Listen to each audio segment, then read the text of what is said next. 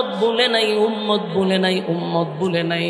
আল্লাহ 7 আসমান 7 জমিন দেখাইলেন, সূর্য চন্দ্র আকাশ জমিন ভ্রমণ করিয়া বন্ধু এক মন বেতা লইয়া দুনিয়ায় আসবে। আল্লাহ কয় হতে পারে না। আমার বন্ধু বেজার হইয়া যাবে, হতে পারে না।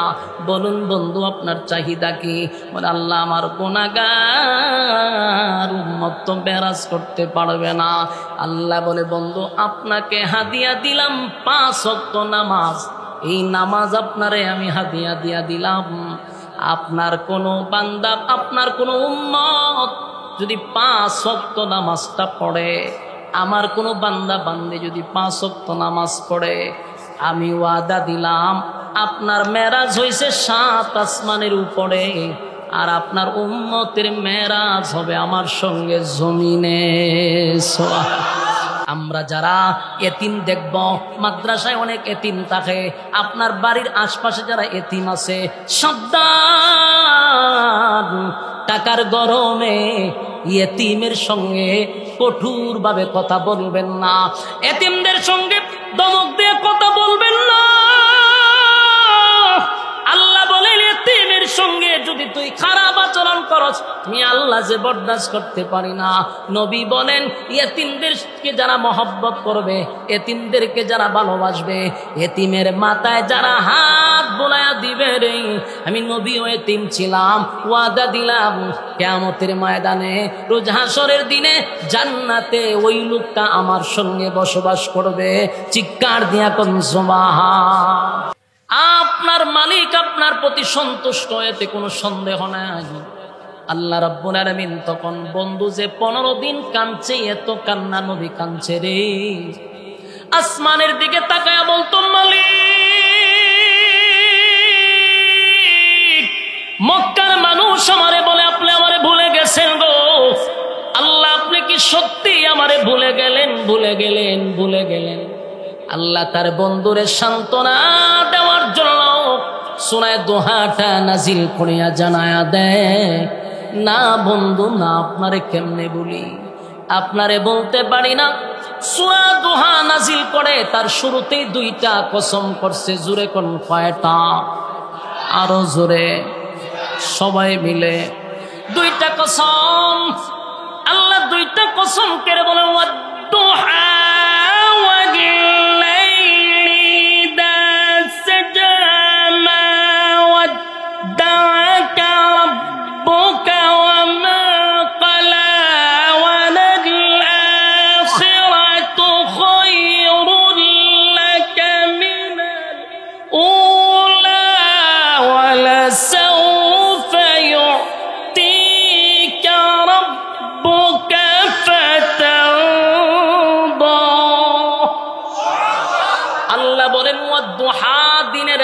কসম, দিনের আলুর কসম, দিনের আলুর কসম। ওয়াল্লাইলি ইজা সাজা, রাতের অন্ধকারের কসম। তাফসীর কারকরা বলেন ওয়াদ-দুহার আরেকটা ব্যাখ্যা হতে পারে, ওয়াল্লাইলি ইজা সাজার আরেকটা ব্যাখ্যা হলো, প্রথম নাম্বার হলো ওয়াদ-দুহা, এটার আরেকটা ব্যাখ্যা হলো ওয়াদ-দুহা নবীর সুন্দর উজ্জ্বল চেহারার কসম। চিৎকার দিয়া কোন সুবহান। আর যুবক ভাইরা, এই মালিকের কত মায়া, বন্ধুর প্রতি বন্ধুর কত মায়া রে। বন্ধুর চেহারা সুন্দর, বন্ধুর উজ্জ্বল চেহারার কসমটা আল্লাহ করছে বন্ধু। ওয়াদ-দুহা, আপনার সুন্দর চেহারার কসম, আপনার সুন্দর চেহারার কসম। ওয়াল্লাইলি ইজা সাজা, আপনার কালো চুলের কসম। আমার বন্ধুর চুলগুলা সুন্দর ছিল, তাই আল্লাহ বলেন আপনার কালো চুলের কসম। বন্ধু আপনার কালো চুলের কসম। এখানে 2টা কসম, দিনের আলোর কসম, নবীর সুন্দর চেহারার কসম, রাতের অন্ধকারের কসম, নবীর কালো চুলের কসম। 2টা কসম করে আল্লাহ বলেন মা ওয়াদ্দাআকা রাব্বুকা ওয়া মা ক্বালা। আমার যুবক ভাইরা, বন্ধুর প্রতি বন্ধুর কত মায়া। মক্কার মানুষ নবীরে চতুর্দিকে বলে, ও মুহাম্মদ, তোমার আল্লাহ তোমারে ভুলে গেছে, তোমার আল্লাহ তোমারে ভুলে গেছে। নবীর চোখ দিয়ে একদিন 2 দিন নয় রে, 15 দিন নবী কাঁদলো। আল্লাহ তার বন্ধুরে খুশি করার জন্য 2টা কসম করে বলে, মা ওয়াদ্দাআকা রাব্বুকা ওয়া মা ক্বালা। আপনার রব আপনারে ভুলে নাই, আপনার রব আপনার প্রতি অসন্তুষ্ট হয় নাই। খেয়াল করে দেখেন, নবীর সুন্দর চেহারার কসম করে বলছে, নবীর কালো চুলের কসম করে আল্লাহ বলেন, মা ওয়াদ্দাআকা রাব্বুকা ওয়া মা ক্বালা। বন্ধু, আপনার রব আপনার প্রতি অসন্তুষ্ট হয় নাই, আপনার প্রতি রাগ করে নাই, আপনার প্রতি অসন্তুষ্ট হয় নাই। এটা বলে বন্ধু রে, বন্ধু খুশি করে দিল। আমার যুবক ভাইরা, এই দিলের কান লাগায় শুনে, আল্লাহ সূরা দুহাটা নাজিল করে। প্রতিটা আয়াত যদি আপনি মনোযোগ সহকারে শুনেন এবং অর্থের দিকে যদি আপনি খেয়াল করেন, দেখবেন প্রতিটা আয়াত যেন তার বন্ধুরে খুশি করার জন্য আল্লাহ নাজিল করছে। সুবহান। আমার যুবক ভাইরা, আল্লাহ বলেন, মা ওয়াদ্দাআকা রাব্বুকা ওয়া মা ক্বালা। বন্ধু, আপনার রব আপনার প্রতি অসন্তুষ্ট হয় নাই। এরপরে আল্লাহ কি বলে শুনেন, ওয়ালাল আখিরাতু খায়রুল লাকা মিনাল উলা ওয়ালা সাওফা ইউ'তিকা রাব্বুকা ফাতারদা। আল্লাহ বলেন, ওয়ালাল আখিরাতু খায়রুল লাকা মিনাল উলা। আপনাকে আমি দুনিয়ার জমিনে যা দিলাম, পরবর্তী মানে পরকালে আপনার জন্য আমি কোটি কোটি কোটি গুণ বেশি বরাদ্দ রাখছি। আমার যুবক ভাইরা, ওয়ালাল আখিরাতু খায়রুল লাকা মিনাল উলা, এই আয়াতের অর্থটার দিকে আমাদের একটু খেয়াল করা দরকার। যেই মালিক দুনিয়া বানাইলো, যেই মালিক দুনিয়া সাজাইলো, সেই মালিক বলেন, ওয়ালাল আখিরাতু খায়রুল লাকা মিনাল উলা। দুনিয়া কিছুই না, দুনিয়া কিছুই না বন্ধু, দুনিয়া কিছুই না। এর থেকে কোটি কোটি কোটি কোটি গুণ বেশি আপনার জন্য আমি আল্লাহ বরাদ্দ রাখছি, পরকালে আপনার জন্য নিয়ামত রাখছি। জুরে কোন সুবহানাল্লাহ। তার মানে কি বোঝা গেল, ওয়ালাল আখিরাতু খায়রুল লাকা মিনাল উলা। দুনিয়া কিছুই নয় গো। আল্লাহ নিজেই তার বন্ধুরে বলে, দুনিয়া কিছুই না, আমি তো আপনার জন্য পরকালে বন্ধু বেশি রাখছি। বন্ধু, আপনি ঘাবড়াইবেন না। মানুষ আপনারে বলে আমি আপনারে ভুলে গেছি। না বন্ধু, আমি আপনারে ভুলি নাই, আপনারে ভুলতে আমি পারি না। কেন গো নবী, কি শুরু করলেন ভাই? ওয়াজটা ছেড়ে দিতাম, খুব খারাপ লাগতেছে আপনাদের না? আপনারা পরিবেশ তো রাখতেছেন। এখানে যদি কথা বলেন বৈশা, আমি ওয়াজ ছেড়ে দিব। তো এমনি বিরক্ত করতেছেন, উপরে ছায়া থাকেন, হিদিকে চাই কেন, এগুলো করতেছেন কেন? আপনারা বলেন আমি ছেড়ে দিই, আমার ডাবল সুবিধা। কারণ আমি আসছি 8টার সময়, এত দেরি করে আমার তুলবেন এটা তো আমি জানতাম না।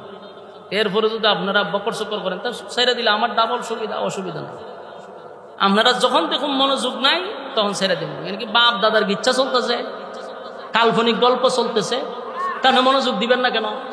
যদি বুঝতাম হুজুরে গিচ্ছা কয়, তাহলে ওয়াজে মনোযোগ দেওয়ার দরকার নাই। প্রতিটা আয়াত কোরআন থেকে হইতেছে, আপনি মনোযোগ না দিলে আপনারা কে কইছে ওয়াজ শুনতেন? রাস্তা আছে, সুজা জানলা, কোনো অসুবিধা নাই। তো ওয়াজ শেষের প্রতি আমার বড় বড় ওলামায়ে কেরাম করে গেছে না, আমি তো এদের ছাত্র সমান, আমি তো মোনাজাত দিয়ে এটা তো সরম। মোনাজাতটা তাদের করা দরকার। আপনারা যা বইবেন এটা হলো বোনাস, আমার অসুবিধা নেই, ছেড়ে দিন। বিরক্ত করেন আল্লাহর রাস্তায়, কথাগুলো একটু মনোযোগ দেন। বিরক্ত লাগলে আমার ইশারা দিবেন, বলো হ হুজুর ভালো লাগতেছে না, বলুন। মনোযোগ আছে না আপনারা? আল্লাহর রাস্তায় একটু মনোযোগ দিন। যিনি কথা বলে আর শ্রোতারা যদি মাঝখান দিয়ে আবার কথা বলে, তাহলে বলনেওয়ালার কথা বলার আর আগ্রহ উৎসাহ থাকে না, মন মানসিকতা নষ্ট হয়। মন মানসিকতা নষ্ট করিন না, কথাগুলো একটু দিলের কান লাগায় শুনেন। সূরা দুহার প্রতিটা আয়াত আপনি বাংলায় দেখবেন, নিজে নিজে গড় গিয়া দেখবেন। যেন আমি দেখতেছি প্রতিটা আয়াত যেন আমার বন্ধুরে খুশি করার জন্য নাজিল করছে। আল্লাহ তার বন্ধুরে প্রতিটা আয়াতে বোঝা যায় নবীর জন্য, নবীরে সান্ত্বনা দেওয়ার জন্য, খুশি করার জন্য আল্লাহ নাজিল করছে। এই জন্য আল্লাহ প্রথম দুইটা কসম কইরা কয় বন্ধু আপনারে ভুলি নাই। এরপর আল্লাহ কয় দুনিয়াতে আপনারে কি দিছি, কোটি গুণ আপনার জন্য বরাদ্দ রাখছি। এরপর আল্লাহ বলেন ওয়ালা সাউফা ইউতিকা রাব্বুকা ফাতারদা। এরপর আল্লাহ বলেন বন্ধু অচিরে আপনাকে আমি খুশি করব, এমন খুশি করব বন্ধু আপনাকে আমি দিতেই থাকবো সুবহান। ওয়ালা সাউফা ইউতিকা রাব্বুকা ফাতারদা। এই আয়াতের ব্যাখ্যা তাফসীরকারকরা বলেন হতে পারে আল্লাহ অচিরে খুশি করবে, তার মানে হলো হয় মক্কা বিজয়ের ইঙ্গিত, আর না হয় সাত আসমান টপকাইয়া নবীর আরশে আজিমে দাওয়াত দেওয়ার খুশি। সুবহানাল্লাহ। ওয়ালা সাউফা ইউতিকা রাব্বুকা ফাতারদা। আল্লাহ বলে বন্ধু অচিরে আপনাকে খুশি করব, এমন খুশি করব বন্ধু আপনি খুশি না হওয়া পর্যন্ত দিতেই থাকবো সুবহানাল্লাহ। এটা কোনটা হতে পারে?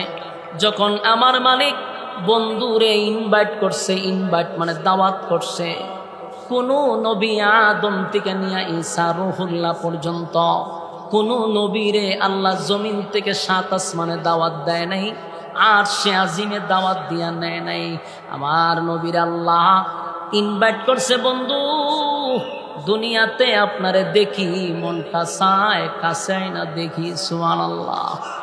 তাই আল্লাহ বন্ধুরে দাওয়াত দিয়া সাত আসমান টপকাইয়া সিদরাতুল মুনতাহা টপকাইয়া আরশে আজিমে নিয়া বন্ধুর পাশে বন্ধুরে বসাইয়া আমার আল্লাহ বলে আমার বন্ধুরে আমি মন মতো দেখছি। যেদিন বন্ধু চলে আসবে আল্লাহ বলছিল বন্ধু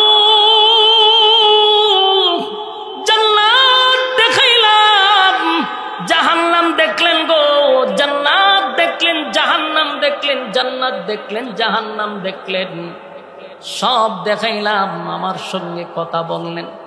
আপনার কি কোনো চাওয়া পাওয়া আছে বন্ধু বলেন, বিদায়ের সময় আপনাকে কিছু হাদিয়া দিব। আল্লাহর নবী বলেন মালিক এত আনন্দ কোথায় রাখবো? সাত আসমান টপকাইয়া আর সাজিমে আইনা আপনার সঙ্গে সাক্ষাৎ, জান্নাত জাহান্নাম আমি ভ্রমণ করলাম, এত আনন্দ বলেন না কোথায় রাখবো? তবে মনটার মধ্যে এক ছোট্ট একটা কষ্ট লইয়া দুনিয়ায় যাব। আল্লাহ কয় বন্ধু কি এমন কষ্ট লইয়া দুনিয়ায় যাবেন? আল্লাহর কাছে বন্ধু তখন বলে মালিক সাত আসমানে আমারে উঠাইলেন, কথা বললাম, জান্নাত জাহান্নাম দেখলাম, আমার গুনাহগার উম্মতের কপালে কি আর মেরাজ হবে? সুবহানাল্লাহ। এ আশিক রাসূল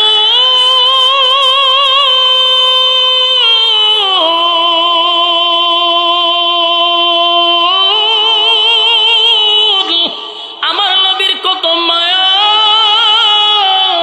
সাত আসমানে গিয়ে উম্মত বলে না,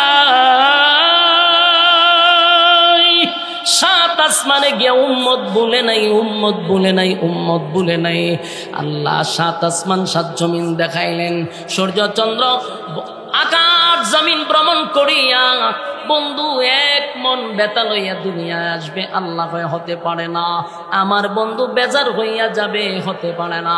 বলুন বন্ধু আপনার চাহিদা কি? বলে আল্লাহ আমার গুনাহগার উম্মত তো বেরাজ করতে পারবে না। আল্লাহ বলে বন্ধু আপনাকে হাদিয়া দিলাম 5 ওয়াক্ত নামাজ, এই নামাজ আপনারে আমি হাদিয়া দিয়া দিলাম।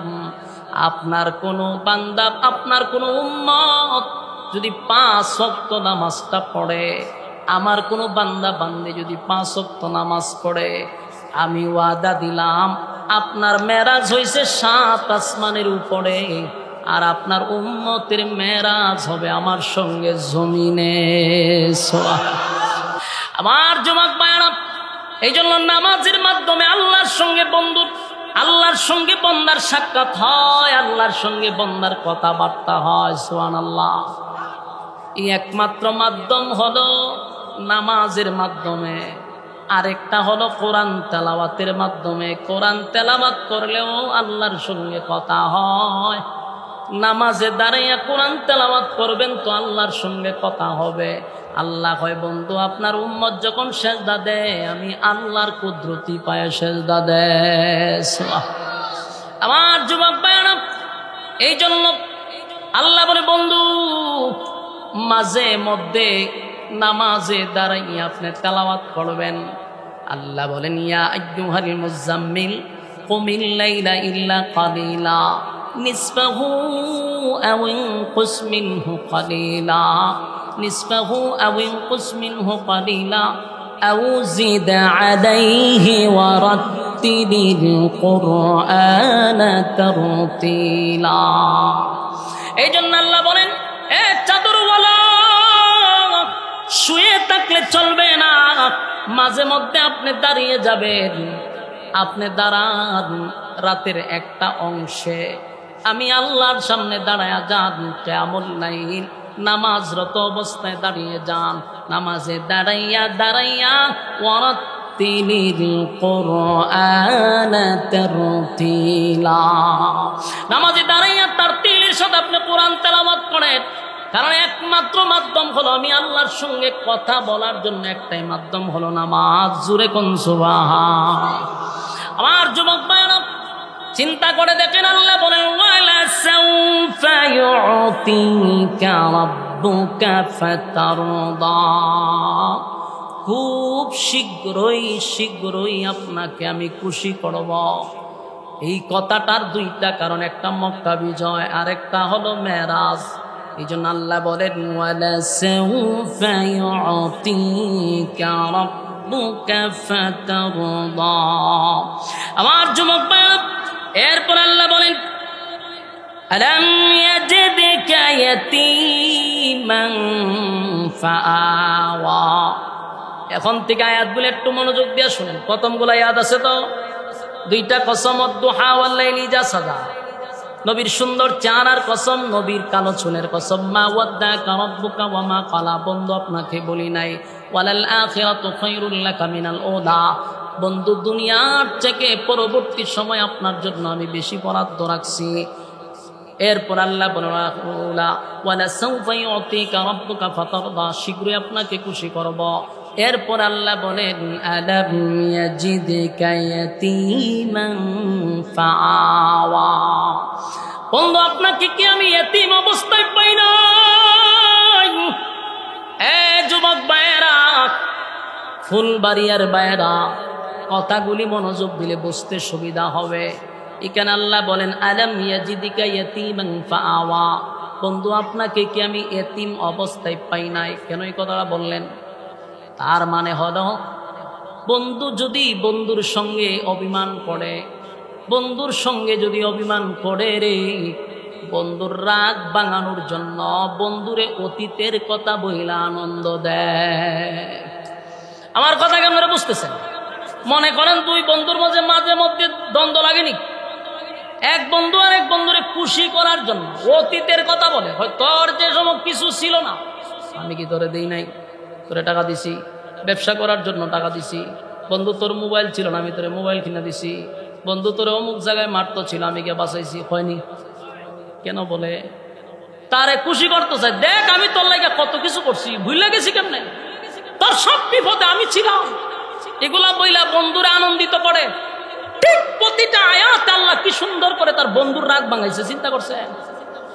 আল্লাহ আলাম ইয়াজিদকা ইয়াতীমান ফাআওয়া, বন্ধু আপনাকে ইতিম অবস্থায় আমি পাইছিলাম, তখন তো আপনারে ভুলি নাই, আর এখন বুঝি ভুলা যাব। আমার বন্ধু, আপনি ইতিম ছিলেন, আপনার মা নাই বাবা নাই, আমি আল্লাহ তখন আপনারে ভুলি নাই। এরপর আল্লাহ বলেন, ووجدك ضالا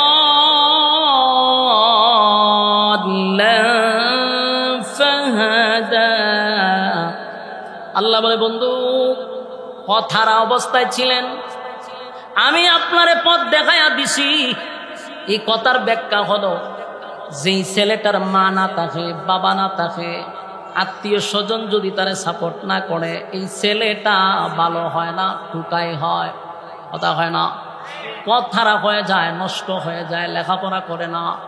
আল্লাহ হয় আপনার মা নাই, বাবা নাই, আত্মীয় স্বজন আপনার পক্ষে নাই, কিন্তু আমি আপনারে সঠিক রাস্তায় নিয়ে গেছি, পথ হারানোর সুযোগ আমি দেই নাই। সুবহান। দেখেন বন্ধুরে, বন্ধু এমন ভাবে বুঝাইতেছিল, বন্ধু আপনারে কিন্তু আমি পথ দেখাইয়া দিছি, রাগ কইরেন না। এরপরে যে কথাটা আল্লাহ বলছেন, ওয়াজাদাকা আইলান ফাআগনা, এই আয়াতের কথাগুলি আমাদের বোঝা দরকার। ওয়াজাদাকা আইলান ফাআগনা, এই আয়াতের অর্থটা আমাদের এখনকার প্রেক্ষাপটে খুব বেশি জরুরি। আল্লাহ হয় আপনি গরিব ছিলেন, আমি আল্লাহ আপনাকে ধনী বানাইছি। সুবহান। কথা কি বুঝতেছেন? কি ছিলেন? গরিব ছিলেন, আমি ধনী বানাইছি। ওয়াজাদাকা আইলান ফাআগনা, গরিব ছিলেন, ধনী বানাইছি। এখন প্রশ্ন হলো, আমরা জীবন ভর খালি ওয়াজ শুনছি, নবী গরিব ছিল, নবীর ভেড়ো ভাত্তর, এই ওয়াজ আর কত শুনলাম। কেউ খানো দূরে খালি নবী গরিব, নবীর ভেড়া ভাত, নবী খাইতে পাইছে না। এটা কি হারা জীবন? আল্লাহ না কয় আপনি গরিব ছিলেন, ধনী বানাইছি। আল্লাহ কয় ধনী বানাইছি, আর হ্যাঁ হারা জীবন নবীর গরিব বানায় রাখছে। নবীর বেড়ো ভাত্তর তুই গিয়া রুশ দিয়া ডিম দিয়া কেমনে খাস? তুই না হলে নবীর বেড়ো ভাত্তর তুই রুস্টের মধ্যে খামরটা দেশ কেমনে? গরুর গোস্ত খাস কেমনে? আজকে কিছু মৌলবীদের কারণে ইসলামটাকে ভিক্ষুক বানায় তো রাখছে। শিল্পপতিদের ছেলেরা মাদ্রাসায় ভর্তি করতে চায় না, শুধু আমাদের ছোট মন মানসিকতার কারণে। ইসলাম রে গরিব বানাইতে ভিক্ষুকের দরজা লেগে গেছে। এখন যদি আলেমরা একটু শান শৌকতে চলে, দেখছো নি নবী ফেডো ভাত্তর আছেন, তালিযুক্ত কাপড় বলছে, হুজুররা কিভাবে চলে? হে এই আয়াত জানে না? ওয়াজাদাকা আইলান ফাআগনা, আপনি গরিব ছিলেন, ধনী বানাইছে।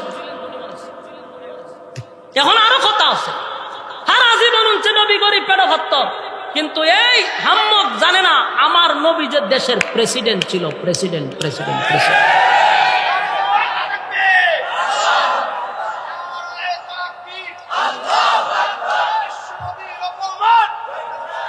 সম্মানিত সুধী, সকৌশলে পরিকল্পিতভাবে মুসলমানদেরকে রাজনীতির থেকে কিভাবে দূরে সরাইছে একটা ক্যাপসুল দিয়া। বলুন কয়টা ক্যাপসুল? একটা ক্যাপসুল মানে তোমার নবী ছিল গরিব, তোমার নবীর পেটে পাথর, তোমার নবী গরিব ছিল, তোমরা কোন রকম জীর্ণ শীর্ণ অবস্থায় থাকবা, মসজিদের ভিতরে থাকবা, গরম বা টিফিন বাড়ি বইরে না তোমারে খাওয়াবো, মাস শেষে বেতন দিব, চুপচাপ মসজিদে থাকবা। হুজুররা রাজনীতি করা যাবে না। হুজুররা কি করতে পারতো না? রাজনীতি করবো আমরা যারা ছাদাবাজি করতে পারি তারা, যারা টেন্ডারবাজি করতে পারি তারা, দর্শন গুম হত্যা দেশের টাকা লুটপাট করতে পারি তারাই তো রাজনীতি করব। ভালো মানুষের রাজনীতি বাংলাদেশে চলে না। কেন চলে না? ওই ওয়াজে 12টা বাজাই দিছে, কারণ নবী গরিব, ইসলাম গরিব। অথচ এই খাট মৌলবী জানে না আমার নবী দেশের প্রেসিডেন্ট ছিল, হযরত আবু বকর দেশের প্রেসিডেন্ট ছিল, উমর দেশের প্রেসিডেন্ট ছিল, উসমান দেশের প্রেসিডেন্ট ছিল, আলী দেশের প্রেসিডেন্ট ছিল, একে একে মুসলমানরা দেশ শাসন করছে। আমরা রাজনীতি পাইছি কো? হাস্যকর।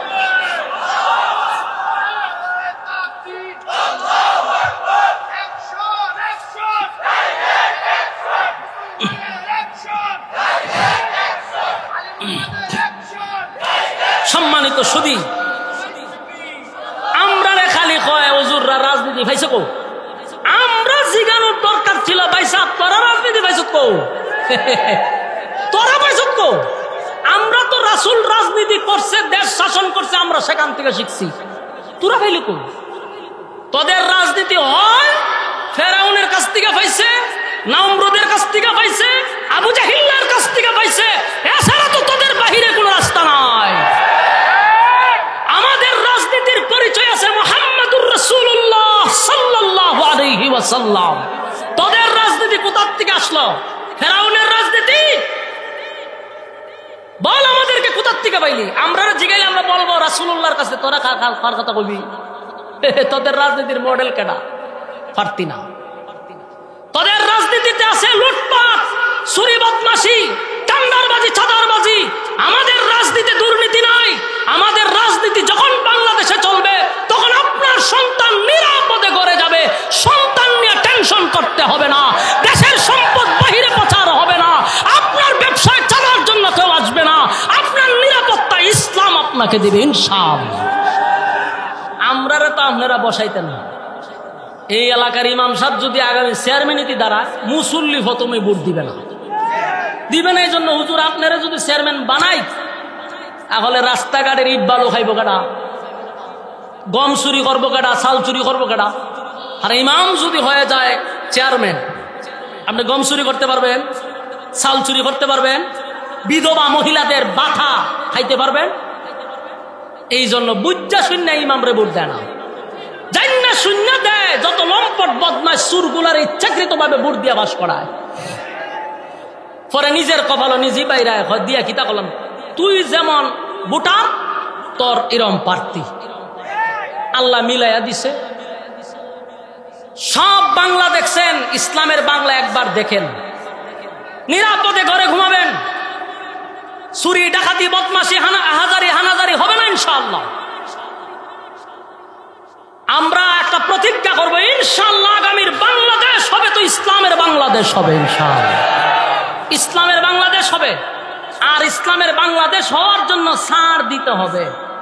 বাংলাদেশের সমস্ত ইসলামিক দলগুলা যদি একটা প্ল্যাটফর্মে চলে আসে, কসম খোদা এদেশে ইসলামকে টেকাইবার ক্ষমতা পৃথিবীর কারণ নয়। কিন্তু সমস্যা হইল, ইসলামিক দলগুলাকে বাদ করার জন্য কোটি কোটি টাকা ডালা হচ্ছে আমাদেরকে পৃথক করার জন্য। গুতাগুতি দেখছেন না? হের সাথে আমরা এক হইতাম না, কারণ এর আকিদা বালা না। বেটা তুই যে আকিদা তো কাজ, কার লগে তুই গিয়া জুট করবি? যে ইসলামই মানে না তার সঙ্গে তুই এক হবি? আকিদা যার তার, আকিদার জায়গা আকিদা থাক। সে তো আমার আল্লাহ মানতেছে, রাসূল মানতেছে, কোরআন মানতেছে। কেউ খার হইছে তারে খার হইতে দেন, কেউ বইছে বইতে দেন, কেউ উষা টুপি পড়ছে পড়তে দেন, কেউ নেশা টুপি পড়ছে পড়তে দেন। এই এক হইতে গেলে এগুলো ছাড় দিতে হবে। তো আমি এক হইবার সময় তোর সাথে এক হইতে হবে, তোর টুপি চুপা, তুই নেশা টুপি পর, কোন গুতা মারছে বলুন কোনোদিন এক হইব? ওমা তোমার ভিতরে তো ছাড় দেওয়ার মন মানসিকতা থাকতে হবে, উদারতা বাড়াইতে হবে, সংকীর্ণতা দূর করতে হবে। মানে এতে আকিদা লইয়া গুতাগুতি শুরু করছে।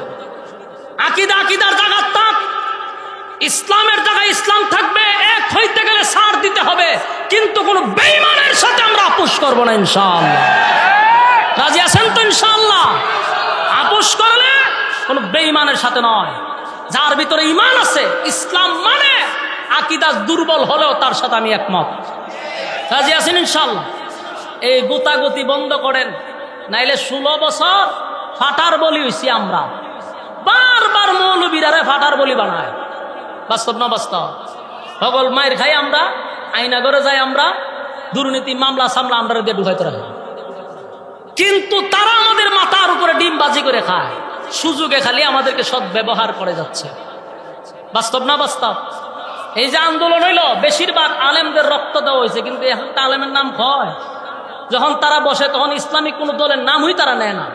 তা আমরা বারে বারে ইউজ হচ্ছি টিস্যুর মতো। আমরা কারো টিস্যু হতে চাই না। আমরা যদি এক হয়ে যায়, কসম খোদার, বাংলাদেশের টেকনাফ থেকে তেতুলিয়া, রূপসার থেকে পাতুরিয়া, সব জায়গায় ইসলামের বিজয় হবে ইনশাআল্লাহ। বাংলাদেশে টুপিওয়ালা কম না। যদি সব টুপিওয়ালা এক হয়, রাস্তা পাইতো না কেউ, রাস্তা। আমি বললাম, বাস্তব না বাস্তব? এই জন্য আমরা যেন কেউ ফাটার বলি না বানাইতে পারে। দেখেন আল্লাহ কয়, ও জাদাকা ইলান ফাগনা, আল্লাহ বলেন আপনাকে আমি গরিব ছিলেন ধনী বানাইছি। ও না আপনি খালি হারা জীবন খালি গরিবের ওয়াজি করেন। এই মানুষগুলা কখন জানবে যে নবীর দেশের রাষ্ট্রনায়ক ছিল? এই মানুষগুলা কখন জানবে যে নবীর দেশের প্রেসিডেন্ট ছিল, দেশ চালাইছে? অনেক মুসল্লির এটা জানেই না। মানে বিশ্বাস করবেন, অনেক মুসল্লিরা জানে না যে নবী এক সময় দেশের প্রেসিডেন্ট ছিল। কারণ আমাদের মতো হুজুররা জানাইছে না। এই জন্যই মানুষ বলে হুজুরা রাজনীতি করবে কেন। যদি এই ওয়াজ প্রত্যেকটা মাহফিলে চলতো তাহলে জীবনে কেউ প্রশ্ন করতো যে হুজুরা রাজনীতি পাইছে কেউ? আচ্ছা, কেউ কি একবার বলে যে হুজুরা ইমামতি পাইছে কেউ? এ কথা বলে কেন? বলে না, কারণ এটা নিয়ে আলোচনা হইতেছে ইমামতি করা আমরা কাজ, মানুষ মরবো জানাজা করার কাজ আমরা, বাস 40-এর ফরানি আমরা কাজ, দাওয়াত খাইছে খারিতে হবে, দেন 20 টাকা দিন মাশাআল্লাহ দোয়া করুন 14 বছর। আমরা কি খামের লেগে আল্লাহ পাঠাইছে? হ্যাঁ, হুজুররা কি খামের লেগে কৌশলে আমাদেরকে এই কাজে লাগাইয়া রাখছে, মানুষের কাছে আমাদেরকে একেবারে নিম্ন শ্রেণী পর্যন্ত দাঁড় করাইয়া রাখছে। অথচ আলেমদের কাজ ছিল রাষ্ট্র পরিচালনা করা, আলেমদের কাজ ছিল দেশ পরিচালনা করা, এটা ছিল হুজুরদের কাজ। আজকে হুজুররা জানাজাত নিয়ে খাড়া করাই রাখছে, হুজুররা কে মরবো এই ফরানিত নিয়ে খাড়া করাই রাখছে। আসলে আলেমরা এই কাজের নয়। মসজিদে নববীর মধ্যে যে ইমাম ছিল সে দেশের রাষ্ট্রনায়ক ছিল, দেশ পরিচালনা যে করছে সে মিম্বরে দাঁড়ায় খুতবা দিছে, এটাই ছিল সিস্টেম। সেখান থেকে কৌশলে আমরা মসজিদের ভিতরে ঢুকাই রাখছি। সব সেক্টরের বেতন বাড়লেও ইমামের বেতন বাড়ে না। বাস্তব না বাস্তব?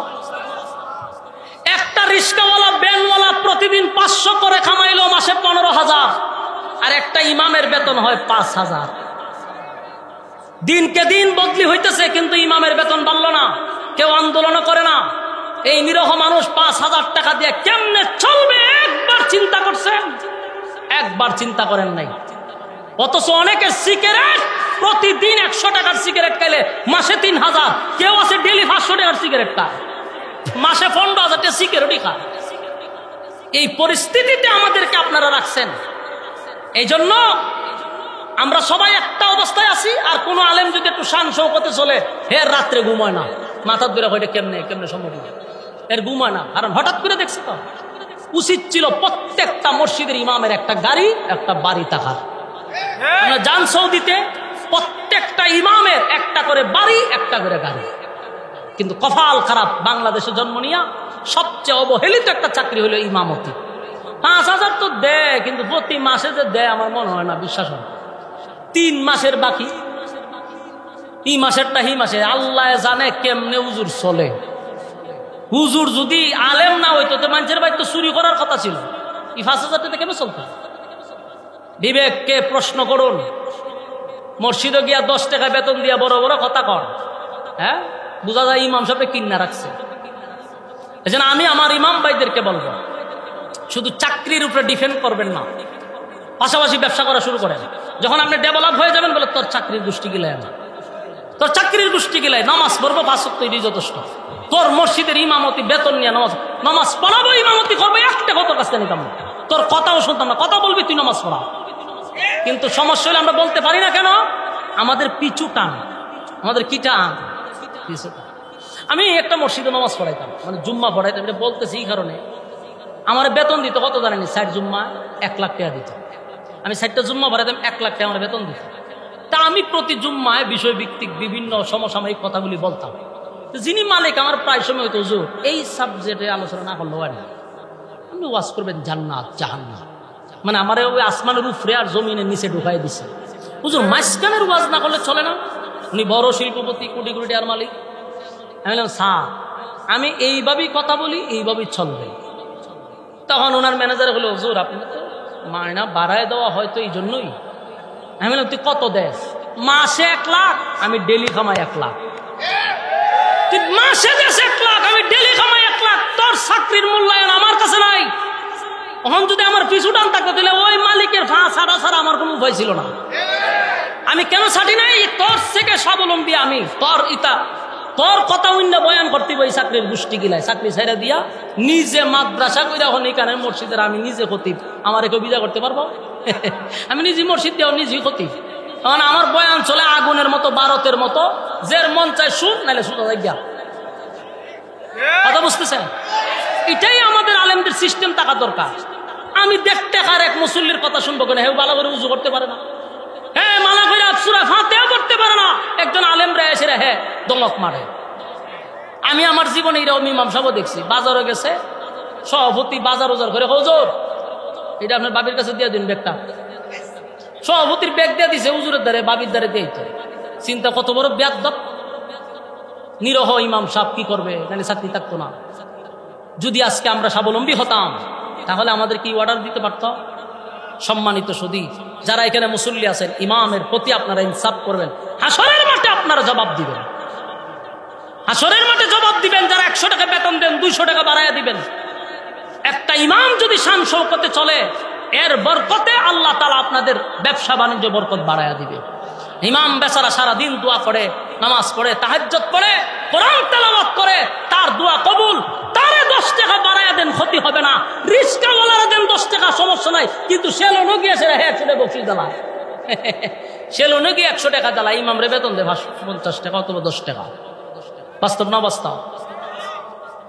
আমার যুবক বায়ান, এই জন্য আল্লাহ বলেন ওয়াজাদাকা আইলান ফাআগনা।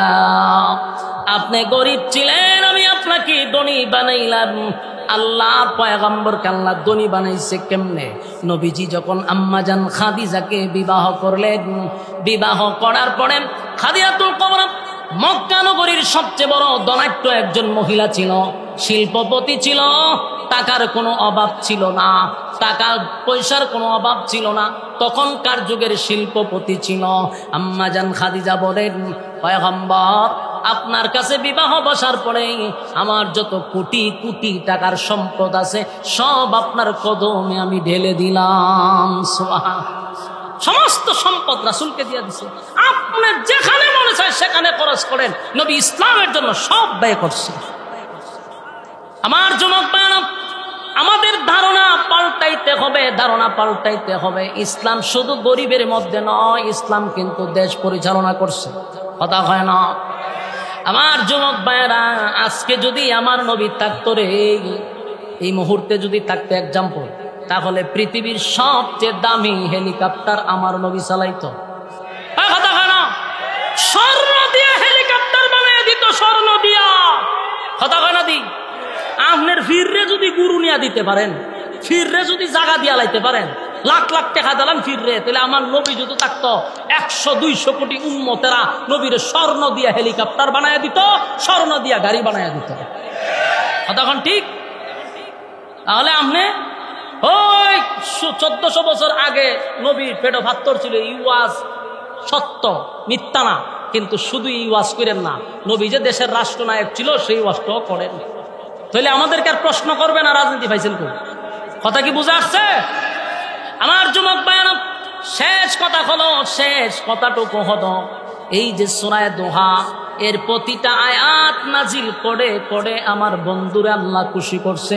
প্রথম 2টা কসমের মধ্যে ওয়াদুহা, দিনের আলোর কসম, সুন্দর চেহারার কসম, ওয়াল্লাইলি ইযা সাজা, রাতের অন্ধকারের কসম, নবী আপনার কালো চুলের কসম, মা ওয়াদ্দাকা রাব্বুকা ওয়া মা ক্বালা, আপনার রব আপনারে বলে নাই, ওয়ালাল আখিরাতু খায়রুল লাকা মিনাল উলা, দুনিয়া যা দিছি তার থেকে কোটি কোটি গুণ আপনার জন্য পরকালে বরাদ্দ রাখছি।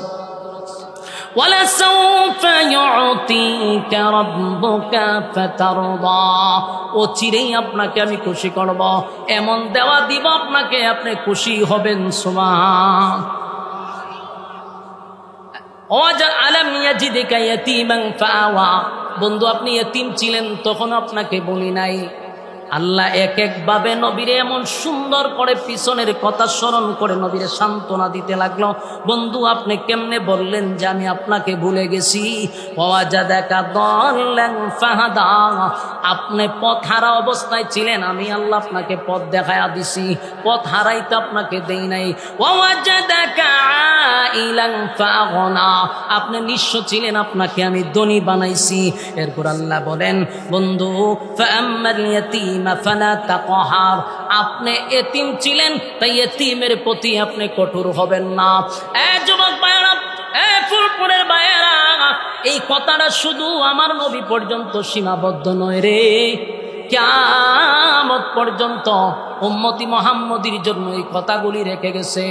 আমরা যারা এতিম দেখব, মাদ্রাসায় অনেক এতিম থাকে, আপনার বাড়ির আশপাশে যারা এতিম আছে, সাবধান, টাকার গরমে এতিমের সঙ্গে কঠোরভাবে কথা বলবেন না, এতিমদের সঙ্গে ধমক দিয়ে কথা বলবেন না।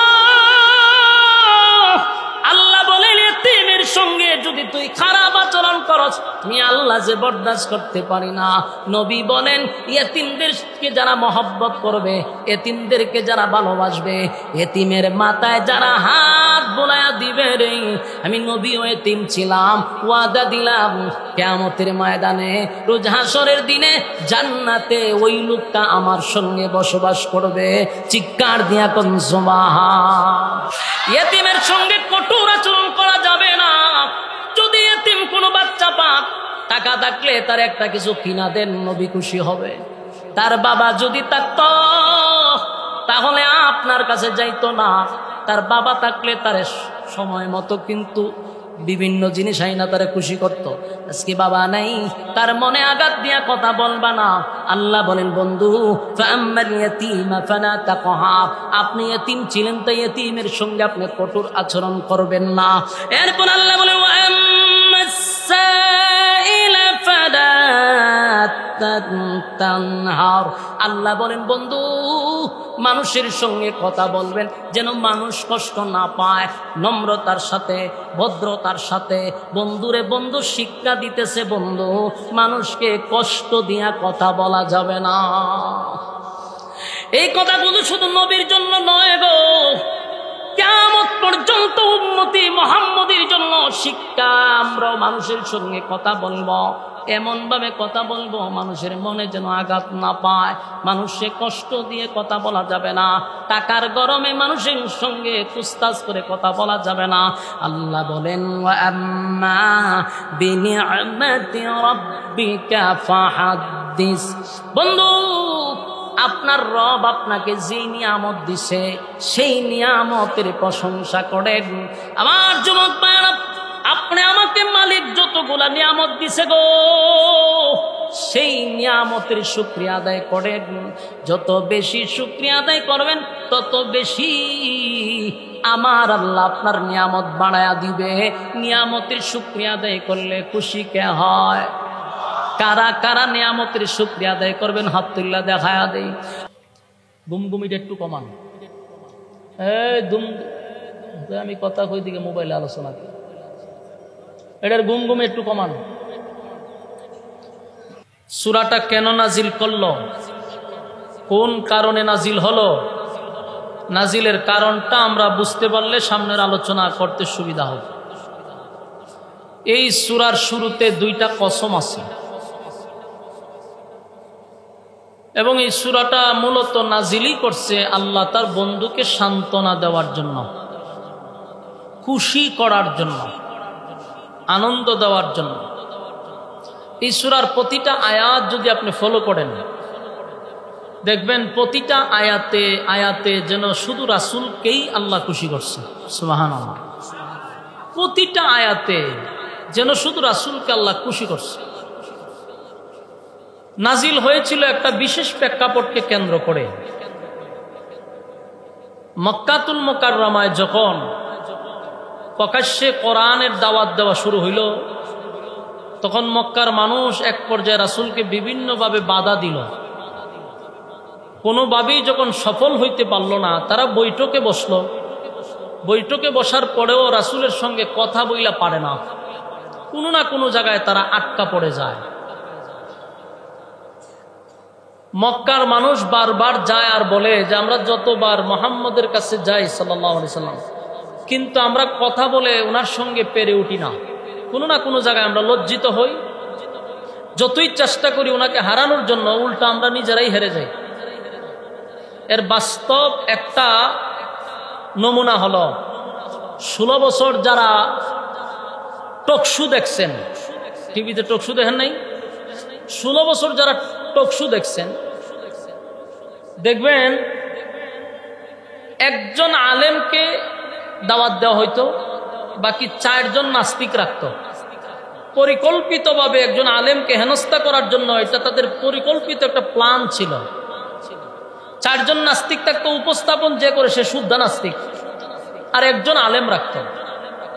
আল্লাহর কি কুদরত দেখেন, 4-5 জন নাস্তিকরা একত্রিত হয়েও একজন আলেমের সাথে তারা কোনোভাবেই পাইরা উঠতে পারে নাই। বাস্তব কইছি না বাস্তব? যারা দেখছেন এরা শুধু বুঝতেছেন। এই যে আমার আগে ওয়াজ করলেন আল্লাহ শাফাত হোসেন রাজি সাহেব, ওনার অনেক টকশোগুলা দেখবেন টিভিতে, 4-5টা নাস্তিক মিল্লাও আটকাইতে পারে নাই, উল্টা তারা ফেসে গেছে। এটার কারণটা হলো আলেমদের কাছে যে এলেম, এটা আসমানি এলেম, আল্লাহ প্রদত্ত। তাই দুনিয়াবি যত জাগতিক যত জ্ঞান আছে এদের কাছে আসার পরে তাদের জ্ঞান এখানে শেষ। এই জন্য যতটা টকশোতে আলেমদেরকে বসাইছে পরিকল্পিতভাবে হেনস্থা করার জন্য, উল্টা তারা লজ্জিত হয়েছে। বাস্তব না বাস্তব? আসমানি আলেম। ঠিক মক্কার মানুষ রাসূলকে বারবার চাইছিল যে কোনোভাবে রাসূলকে কথা দিয়া হারানো যায় কিনা, উল্টা তারা ফেসে যায়। তো এক পর্যায়ে মক্কার বড় বড় লিডাররা বলল যে আমরা যতই চেষ্টা করি মুহাম্মদের সঙ্গে কথা বলে কোনোভাবেই পারবো না। কেন পারবো না? বলে ওনার কাছে যে এলেম এটা আসমানি আল্লাহ প্রদত্ত, তাই আমরা যতই চেষ্টা করি ওনাকে আমরা হারাইতে পারবো না। তো বললো তো এখন বিকল্প রাস্তা কি? বল বিকল্প রাস্তা হলো আসমানি এলেম কার কাছে আছে এমন লোক নিয়ে মুহাম্মদের সঙ্গে টকশোতে বসতে হবে। গোটা মক্কা নগরীতে একজন আসমানি এলেমওয়ালা লোক নাই, কিন্তু মদিনায় অভাব নাই। তারা চিন্তা করলো প্রয়োজনে আমরা মদিনায় যাব, 400 কিলোমিটার দৌড়াইয়া যাব, সেখান থেকে ভাড়া করে আমরা নিয়ে আসবো মুহাম্মদের সঙ্গে টকশোতে বসানোর জন্য। কথা বুঝতেছেন? শেষে করলো কি? মদিনায় গেল। মদিনায় অনেক তাওরাতের আলেম ছিল, ইহুদি পণ্ডিত। তাদের কাছে গিয়া তাদের দুঃখ প্রকাশ করলো যে আমাদেরই বংশের, আমাদেরই গোত্রের, আমাদেরই রক্তের, আমাদেরই বাতিজা, তাকে আমরা আব্দুল্লাহর পুত্র মোহাম্মদ বলে ডাকি, ইদানিং সে নিজেকে রাসূল বলে দাবি করে এবং সে আমাদেরকে একত্ববাদী খোদার দাওয়াত দেয়, বাপদাদার ধর্মের মধ্যে চুনকালি মারতেছে, তার সঙ্গে কোনোভাবেই আমরা কথা বলে পারতেছি না। কেন আপনারা যদি আমাদের সঙ্গে মক্কায় যান তাহলে আমাদের ইজ্জত রক্ষা হয়। তাওরাতের পণ্ডিতরা, বিজ্ঞ আলেম যারা তাওরাতের, তারা বলল আমরা যাব পরে, আগে তার ব্যাপারে একটু অ্যানালাইজ করা দরকার। আমাদের প্রথম প্রশ্নের জবাব দাও, তা যে বংশে জন্মগ্রহণ করছে বংশটা কি কুরাইশ বংশ? মক্কার মানুষ আশ্চর্য হয়ে বলে যে হ কুরাইশ বংশ। তার বাবার নাম কি আব্দুল্লাহ ছিল? বলে হ আব্দুল্লাহ ছিল। মার নাম কি আমেনা ছিল? বলে হ আমেনা ছিল। আব্দুল মুত্তালিব কি তার দাদার ছিল? বলে হ। একে একে সব কথা এই পণ্ডিতই বলা শুরু করছে। মক্কার থেকে যারা আসছিল এরা চিন্তা করে গেল যে আমরা তো কিছুই বলি না, একে একে তো সব বলা শুরু করে দিছে। শেষে তাওরাতের পণ্ডিতরা বলল যে আমাদের যাওয়ার দরকার নাই, আমাদের আর যাওয়া লাগবে না, আমরা 3টা প্রশ্ন বইলা দেই, এই 3 প্রশ্নের জবাব যদি উনি দিতে পারে তাহলে আমরাই তোমাদেরকে বলে দিলাম তোমরা চোখ বন্ধ করে ওনার কালেমা পড়ে ঈমান আনবা। আসেনি সুবহানাল্লাহ? কে বলছে? তাওরাতের আলেম যারা ছিল, পণ্ডিত। এই পণ্ডিতরা বলতেছে যদি উনি 3 প্রশ্নের জবাব দিতে পারে তোমরা চোখ বন্ধ করে ওনার ধর্ম গ্রহণ করো, কারণ এই 3 প্রশ্নের জবাব সেই দিতে পারবে যিনি আল্লাহর পক্ষ থেকে পাঠানো পয়গম্বর। উনি ছাড়া, নবী রাসূল ছাড়া এই 3 প্রশ্নের জবাব পৃথিবীর কেউ দিতে পারবে না। সুবহান। মক্কাতে যারা গেছিল এরা কণ্ঠ নরম হয়ে গেছে, মন ভেঙে গেছে। বহু স্বপ্ন ছিল এখান থেকে হায়ার করে নিয়ে টকশোতে বসাবো মুহাম্মদকে হারানোর জন্য। উল্টা তারা আরো বলতেছে যে আমাদের যাওয়ার দরকার নেই। ভারাক্রান্ত মন নিয়ে তারা 400-450 কিলোমিটার থেকে দৌড়ায় আবার মক্কায় আসছে। আইসা এখন আবার একটা বড় দল গঠন করছে, ওইরা রাসূলের কাছে গেছে। গিয়া ঠান্ডা মাথায় রাসূলের সামনে বলতেছে যে আব্দুল্লাহর পুত্র মুহাম্মদ সাল্লাল্লাহু আলাইহি ওয়াসাল্লাম, আমরা তো তোমাদেরই, আমরা তো একই বংশের, তুমি তো আমাদের রক্তের, তুমি আমাদের ভাতিজা। আমরা চাই না তোমার সাথে দ্বন্দ্ব করতে, আমরা চাই তোমার সাথে মিলেমিশে চলতে। তবে তুমি যদি আমাদের 3 প্রশ্নের জবাব দিতে পারো তা আমরা তোমারে ওয়াদা দিলাম আমরা কালেমা পড়ে ঈমান আনবো। কথাগুলো একটু মনোযোগ দিয়ে শুনেন। বলতেছে তুমি যদি 3 প্রশ্নের জবাব দেও তাহলে আমরা ওয়াদা করতেছি কালেমা পড়বো। রাসূল চিন্তা করলো যেই লোকগুলো আমার সামনে আসছে এগুলো সব মক্কার মাতা, বড় বড় লিডার, এরা যদি কালেমা পড়ে তাহলে আমার দিনের দাওয়াত দিতে আর কোনো বাধা থাকবে না। রাসূল এতটা আনন্দিত হয়েছে, বললেন কোনো অসুবিধা নাই, 3 প্রশ্নের জবাব আমি আপনাদেরকে আগামী কালকেই বলে দিব। তারা 3 প্রশ্ন করলো, রাসূল বলেন জবাব আগামী কালকে নিবেন। তারা চলে গেছে। রাসূলের ধারণা হলো সকালে জিব্রাইল আসে, বিকালে আসে, সন্ধ্যায় আসে, সবসময় তো জিব্রাইল আমার কাছে আসে, 3 প্রশ্ন বললে আল্লাহর পক্ষ থেকে জবাব আসবে, তাদেরকে বলে দিব, শেষ। কিন্তু ঘটনাক্রমে এদিন সকালেও না, বিকালেও না, রাত্রেও না, জিব্রাইলই আসে না। রাসূল টেনশনে পড়ে গেছে। পরের দিন আবার এই দল আসছে রাসূলের কাছে, আয়েশা বলল আমাদের প্রশ্নের উত্তর কোথায়? রাসূল বললেন আজকেও হবে না, আগামীকালকে। তারা চলে গেল। আগামীকালের এই ভিতরেও জিব্রাইল আসে নাই। দ্বিতীয় দিন তারা আসলো, রাসূল বললেন আজকেও হবে না, আগামীকালকে। তারা চলে গেছে, কিন্তু এদিনও জিব্রাইল আসে নাই। 3 দিন, 4 দিন, 5 দিন, 6 দিন জিব্রাইল আসে না, জবাবও দিতে পারে না। এখন বলুন তো দেখি, মক্কার মানুষ তো এমনি রাসূলের বিরুদ্ধে, এখন সমালোচনা বাড়বো না কমবো? আপনারা আমার কথা তো বুঝে ভাই সাহেব, আপনারা যদি বালা না লাগে চুপ করে আপনারা উঠি যান, আমার কোনো অসুবিধা নাই। আমার ওয়াজ যারা শুনবো 5 জন হলে এনাফ, এত লোক দরকার নাই। বইয়া হইয়া কক কক কক কক কক কক করবেন, তাহলে তো লাভ নাই। অল্প মানুষ তাও কিন্তু মনোযোগ দিয়ে শুনেন, একটা কথাও কোরআনের বাহিরে বলবো না ইনশাল্লাহ। কিন্তু মনোযোগ না দিলে আমি যে শানে নজরুল বর্ণনা করতেছি তো লাভ হইব কি? সামনের আলোচনা কেমনে করুন যদি এই জায়গাটা না বুঝেন? প্রত্যেকটা আলোচনার মেইন ফাউন্ডেশন হলো তার ভূমিকা। ভূমিকায় যত মনোযোগ দিবেন সামনের আলোচনা আপনার মাথায় অটোমেটিক ঢুকবে। ফাউন্ডেশনে যদি ঠিক না থাকে তো উপরে উঠতে পারবেন নি, পড়ে যাইবেন। এজন্য মনোযোগ দিয়ে শুনতেই হবে। এখন দেখেন 6 দিন হয়ে গেছে, সমালোচনা বাড়ছে না কমছে? এই লোকগুলা হয়ে দেখছ, আমরা তো প্রথমেই বলছিলাম যে আমার বাপ দাদার ধর্মের মধ্যে সে চুনকালি দিতেছে, সে 3 প্রশ্নের জবাব দিতেও পারল না, সে নবীও না, নাউজুবিল্লাহ। এত সমালোচনা শুরু করছে, রাস্তাঘাটে, দোকান পাটে, গ্রামে গঞ্জে, শহরে বন্দরে, সব জায়গায় শুরু হয়ে গেল বিরোধিতা, শুরু হয়ে গেল সমালোচনা।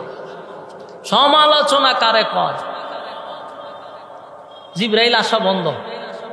এখন মানুষ বলা বলি করতে লাগলো, দেখছ মোহাম্মদের আল্লাহ মোহাম্মদ রে ভুইল্লা গেছে।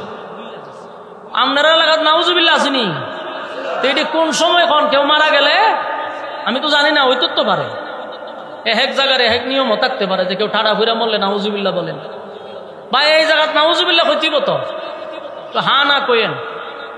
এরা কি বলতেছে যে মোহাম্মদের আল্লাহ মোহাম্মদকে ভুইলা গেছে, নাউজুবিল্লাহ। এটা তাদের ধারণা। আর রাসূলের একজন চাচি ছিল, উম্মে জামিল, আবুল আহাবের বউ। হ্যাঁ কয় মোহাম্মদের কাছে একটা শয়তান আসতো, এখন আর আয় না, নাউজুবিল্লাহ। কত বড় বেয়াদ্দব মহিলা, খুব বেয়াদ্দব। এই মহিলা কাটা গায়ে লবণ দিছে। এমনিতেই রাসূলের মনে অনেক কষ্ট, এত কষ্ট যে আজকে 15 দিন হয়ে গেল কোরআন নাজিল হয় না। রাসূলের মনে অনেক কষ্ট। চতুর্দিক দিয়ে সমালোচনা নবীর কানে আসতেছে। আবার কাটা গায়ে লবণ দিল আপন চাচি। মানুষ বলা বলি করতে লাগলো মোহাম্মদের আল্লাহ মোহাম্মদের ভুইলাই গেছে। এটা রাসূলের কলিজায় দারুণ আঘাত লাগছে। রাসূলের চোখ দিয়া পানি পড়া শুরু হয়েছে। রাসূল নিজেও কান্দে, আর কতক্ষণ পরে পরে হালে আসমানের দিকে তাকায়, রে জিব্রাইল সকালে আসতি, বিকালে আসতি, এখন আসুস না কেন? রাসূল কাঁদতেছে কষ্টে। এক পর্যায়ে রাসূল বলতে লাগলো, কান্দে আর কয়, আল্লাহ আপনি কি সত্যি আমারে ভুলে গেছেন? আল্লাহ আমি কি অপরাধ করছি যে আপনি কোরআন নাজিল করতেছেন না? কি আপনি কেন জিব্রাইলকে পাঠাচ্ছেন না? রাসূলের কান্দা দিকা আল্লাহ কয় আর সহ্য করা যায় না, জিব্রাইলে পাঠাইছে। কতদিন পরে? 15 দিন পরে। 15 দিন নবী খালি কাঁদছে, খালি কাঁদছে। চতুর্দিকের সমালোচনা, নবীর মনে আঘাত।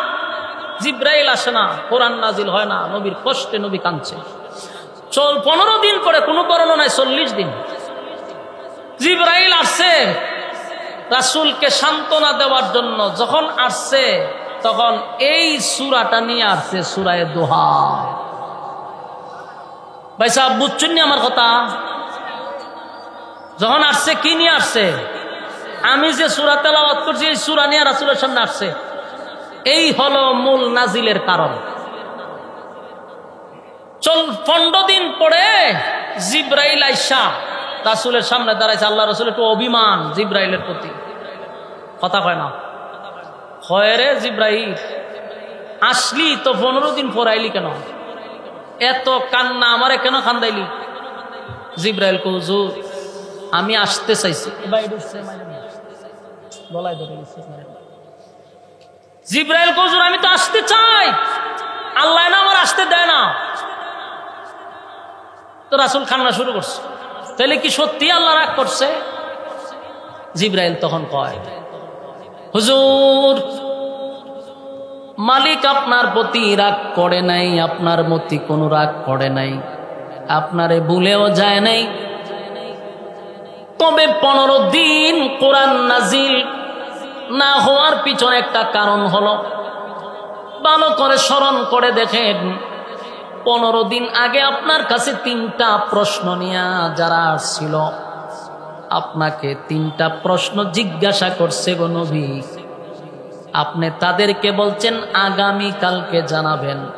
এই কথাটা আল্লাহর কাছে পছন্দ হয় নাই।